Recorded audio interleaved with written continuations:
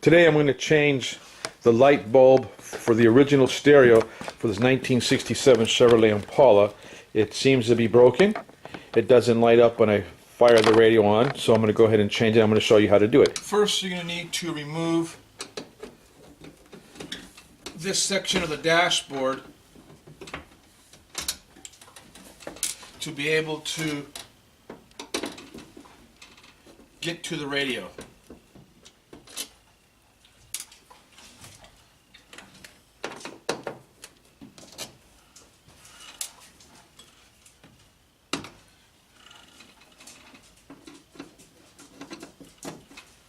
As you can see, we've already had and removed the faceplate right here for the radio.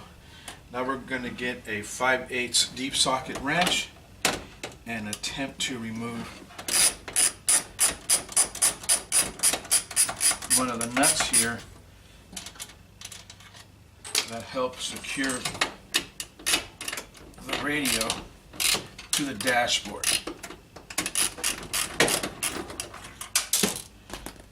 There, the radio is now unsecured from the dashboard. Now we have one more screw that needs to be removed, and that is located right here, right behind the ashtray unit that secures the bar from the radio to the dash. I've placed the light in the car so I can see a little better because it is getting dark in here, and also so I can point stuff out to you as I go along. It's a 5/16 little screw that's back in here. I'm going to remove that, and that way the radio will be able to be pulled out.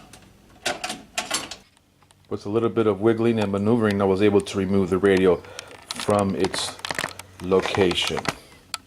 In order to change the light bulb for the dial here, the light bulb is located right on top of the radio. You go ahead and remove it from place. This is a bayonet type of bulb. You just simply remove it, replace it. I believe it's a 1891 size bulb. You replace it and you put it back in the car. As you can see, the radio now is illuminated once I fire it up, and it's on the FM station. So there you go. That's how you go ahead and replace the broken light bulb for the radio dial. This is Michael from the 1967 Chevrolet Impala Super Sport.